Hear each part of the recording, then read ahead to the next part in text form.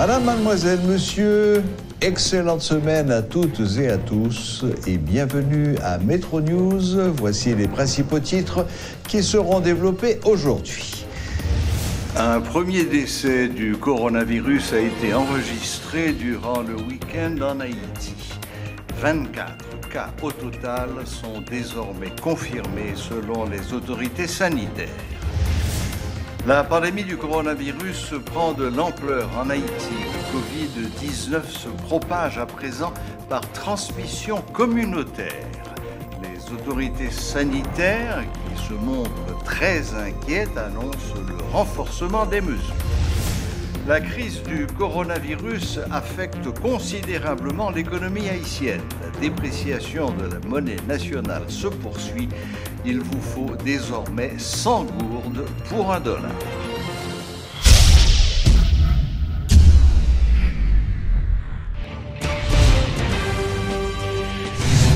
La ministre de la Santé, Marie-Greta Roy-Clément, exhorte les citoyens à respecter les principes d'hygiène afin de se prémunir contre le coronavirus.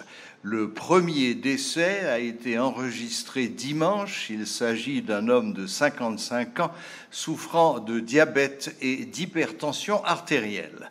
Les autorités sanitaires se sont gardées de révéler l'identité de la victime. Cependant, sur les réseaux sociaux, des spéculations ont indiqué qu'il s'agit d'un ancien commissaire du gouvernement de Petit-Goâve, aujourd'hui membre du cabinet particulier du ministre de la Justice.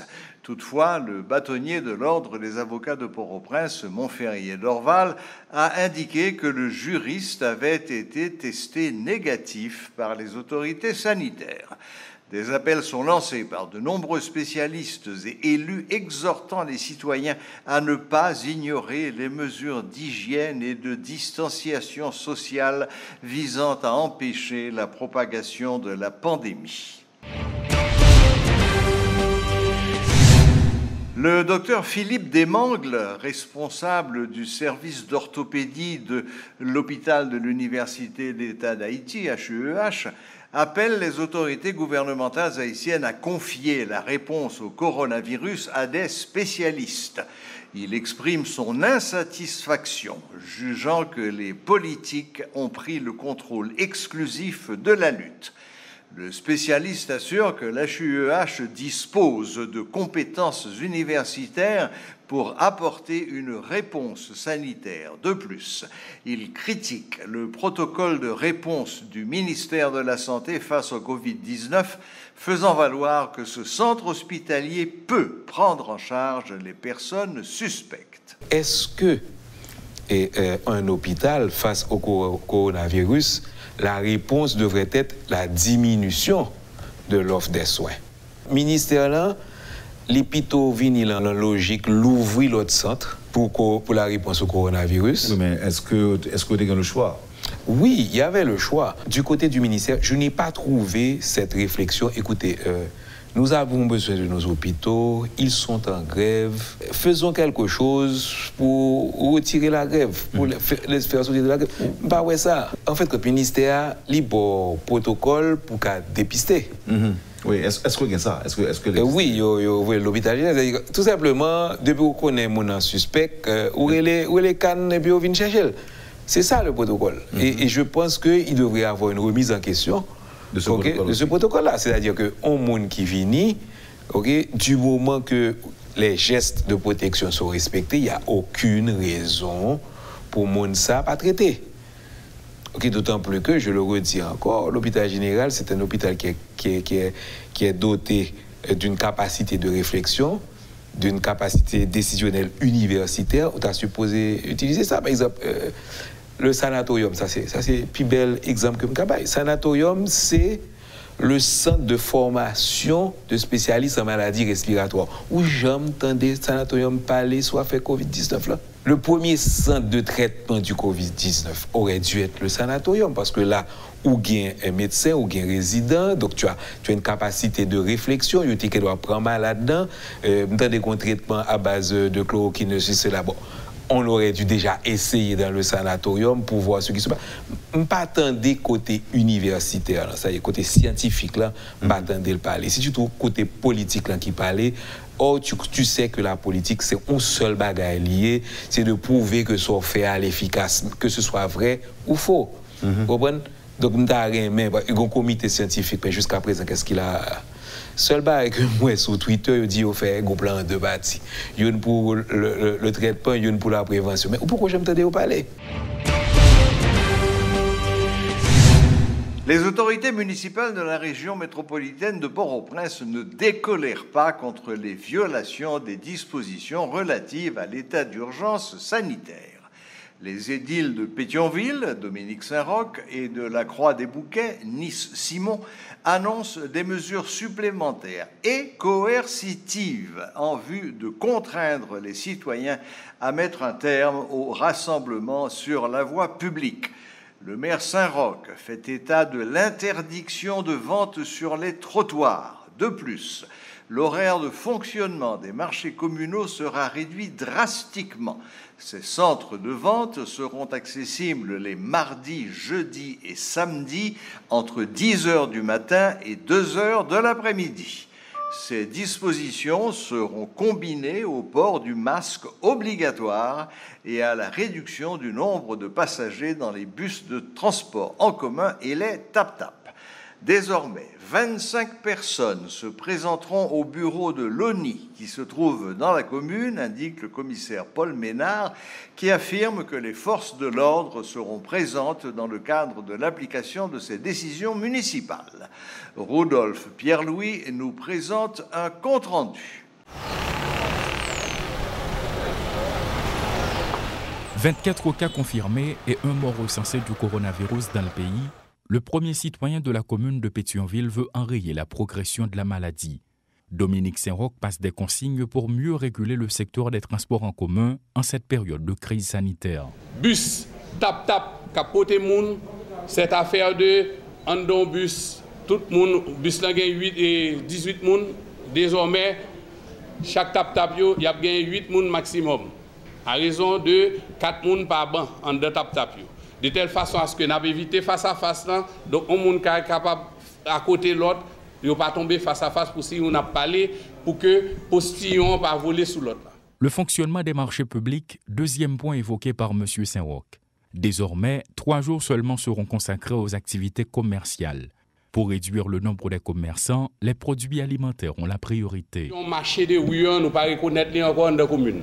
Pas de marché de rue, donc il faut que tout trottoir soit libéré avec tréteaux qui sont eux. Donc l'État a pris responsabilité pour que nous éliminions tout tréteaux qui sont trottoirs. Marché communal, différents marchés qui fonctionnent. À partir de demain, nous avons 3 jours de marché. Mardi, jeudi, samedi.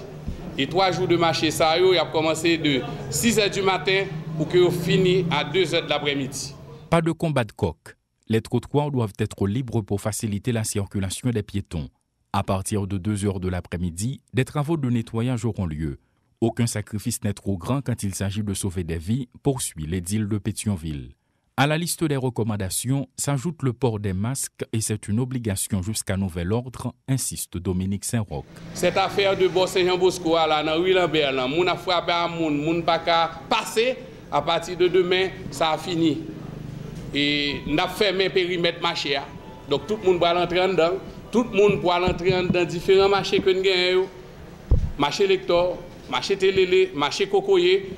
Jeudi, en fumigation a continué. À ce moment-là, on a fait aspersion, on a fait fumigation pour mettre le marché dans l'état pour qu'il soit capable de fonctionner. Question, et Rara nous dit déjà, c'est des bagages qui finissent.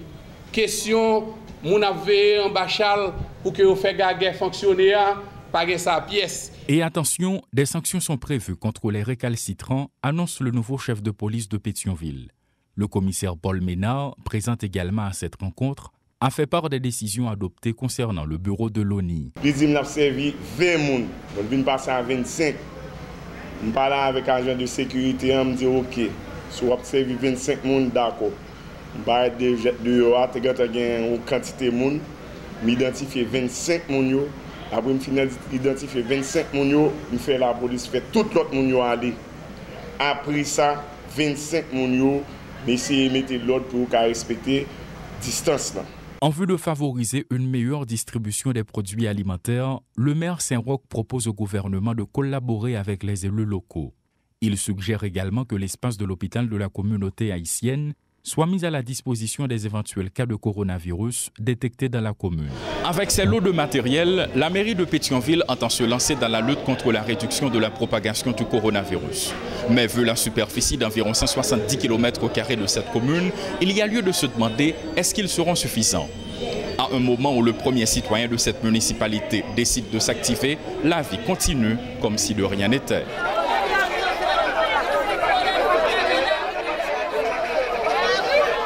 À partir de demain, 7 avril, ces mesures seront effectives. Reste à savoir comment les membres de la population vont accueillir le passage de la parole aux actes. Paul Léel et Rudolph Pierre-Louis pour Télémétropole. Des citoyens de la capitale expriment leur mécontentement face au changement d'horaire de fonctionnement des banques commerciales. De nombreux clients estiment que 3 heures ne suffisent pas pour assister les demandeurs de services. Par ailleurs, d'autres préconisent un renforcement et une augmentation des distributeurs automatiques de billets ATM. Visitant plusieurs succursales de différentes banques, une équipe de Métropole a également constaté ce lundi la violation de certaines mesures relatives à la prévention au coronavirus, notamment à l'extérieur des édifices. Suivez ce reportage de Marvin Spierre et d'Elsie Dielassin. Depuis le 30 mars 2020, les guichets des succursales des banques s'ouvrent de 9h du matin à midi. Une décision de l'Association professionnelle des banques, APB, qui suscite la grogne au sein de la population. Si à l'intérieur des banques, la distance sociale est respectée, à l'extérieur, les clients jouent des coudes pour enfin être servis. Devant certaines banques commerciales de la capitale, les files d'attente s'allongent. Sous un soleil accablant, des clients se bousculent en raison du changement d'horaire. Le principe du premier arrivé, premier servi n'est pas respecté et chacun joue des coudes lorsque se crée un espace. Ce jeune homme qui s'impatiente critique cette décision prise par l'Association professionnelle des banques, APB. Ça on dérangé parce que les banques ont toujours fonctionné de 9h à 4h. Ça va dépendre de qui ont fonctionné. Parce que là, on prend banque, on fait fonctionner de 9h à midi, les sortes, il y a plus d'embouteillage, il y a plus de monde qui vient prendre service en même temps. Et plus de monde veut aller. Parce que yo pas la journée à passer pour pas prendre service ça vient rendre ça n'a pas évité il vient arriver tout le monde besoin de service en même temps parce que dans 3 temps on connaît monde pas fonctionner sans l'argent. Au cœur de Pétionville, non loin de la place Saint-Pierre, la situation n'est pas différente. D'une succursale à l'autre, on constate de légères nuances suivant la banque en question. Face au désordre qui règne à l'extérieur, ce trentenaire tient les employés des banques pour responsables. Si nous venons à partir des ouvriers, si possible, respectant, dans quoi on a respecté tout. Ou après, il y a des gens qui viennent là, il y a des gens qui sont dans la ligne, l'autre passe devant, il a poussé, il a parlé. Pour moi-même, pour qu'il y ait principe qui respecté par rapport que Jean Maladie a fait ravage à travers le monde et qui même est dans le pays, pour qu'il y ait principe qui respecté. Si certains sont contre la décision de la PB d'ordonner la fermeture des guichets des succursales de banque à midi, d'autres estiment que cette disposition aide surtout à la lutte contre la propagation du nouveau coronavirus. Ce père de famille appelle ses concitoyens à un changement d'attitude au lieu de critiquer la mesure. Tout le monde doit venir à la banque pour faire effort, ou venir le plus tôt possible. Parce que tant que vous êtes capable de permettre que vous fonctionnez longtemps, qui est beaucoup plus court, permettre que mon la caillou, bien que si vous êtes capable de terminer à 1h tout, il ne va pas être mauvais. Il faut toujours qu'il y ait pour permettre que la clientèle là soit capable d'être à distance, respecter les limites que vous avez. Pour beaucoup, le statu quo pose problème. Ainsi, différents éléments de solution sont proposés comme palliatifs, parmi lesquels un plus grand usage des distributeurs automatiques de billets, communément appelés ATM. Moi-même, je n'ai pas besoin de camper en ligne. Si tu as un service ATM, tu as rentré là-dedans. Après, une quantité de monde, tu prends service là-dedans, ça réduit le volume de monde qui a rentré dans la banque. Quitter la banque fonctionner, j'entends de fonctionner, 8 heures pour 4 heures, et puis faire roulement, faire rotation. Les gens qui sont dans le travail plus rapide, tu dois gagner un monde responsable banque. Les gens viennent pour faire camper en façon, pour ne pas gagner tout pousser ça que moi là. Les transactions bancaires sont très importantes pour de nombreux citoyens, notamment ceux qui ne conservent pas d'argent chez eux.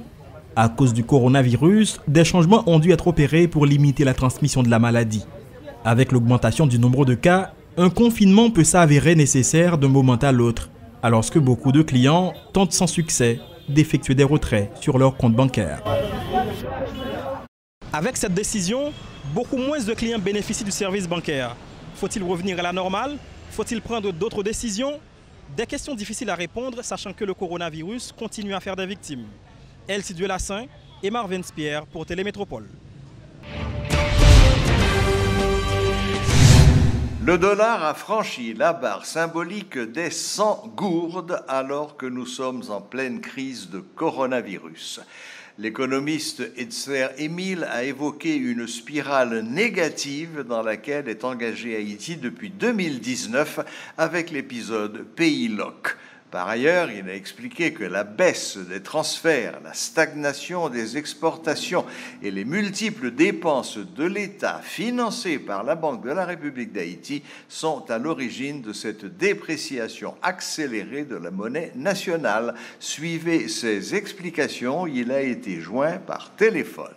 Je ne sais pas que 100 gouttes pour $, pas arrivé en seul jour, c'est un cheminement, c'est un construit. C'est-à-dire qu'on est parti en 1990, pour nous tomber dans 23 gouttes 58 dans les années 2000, les années 2010, et 10 ans après, on est à 100 gouttes. Ça veut dire que l'on regarde les cheminements presque chaque 10 ans, où on croissance entre 70 à 100%, ou encore même à 200% de taux de change là. Et ça crise là aujourd'hui, il est quand même que quelque part que malade là pas en forme. Maintenant, dans une considération, le que le dollar l'a calmé, il pas monté trop, ça va dire pourtant que le problème là est résolu. Donc les mêmes déséquilibres restent et demeurent. Même là où on a l'impression qu'on a un petit calme dans le marché.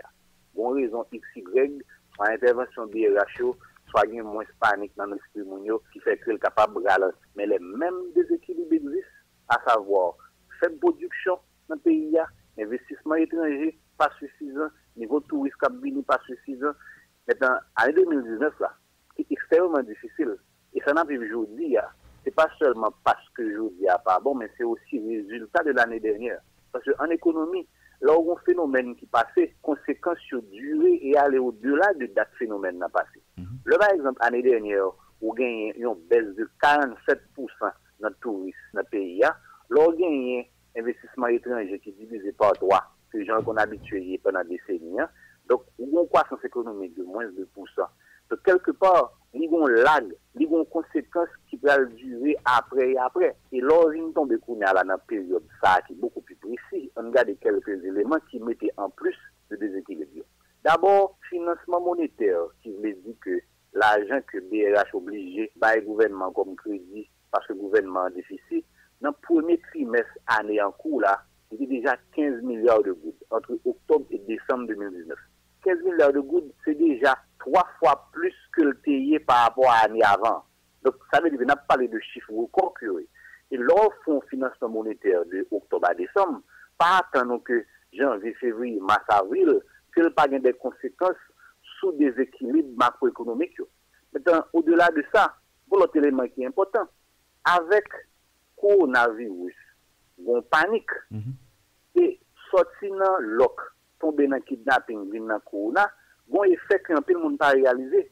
Bon monde qui a fait des investissements, soit tu as l'argent ici qui a retiré, soit tu as un business qui fait mais des investissements ou encore prendre dollar ici, vous l'autre bon, les moi que pays a pas bon, vous famille mal, vous prend businessman, mal Saint-Domingue, vous prend businessman, mal Miami, tout pendant l'autre, tout pendant kidnapping, mais des investissements ça a un effet quelque part sur quantité de dollars qui dans l'économie. Et à preuve, le taux de dollar, ça est dépôt de dollars versus dépôt total dans l'économie, baissé pendant 3 derniers mois.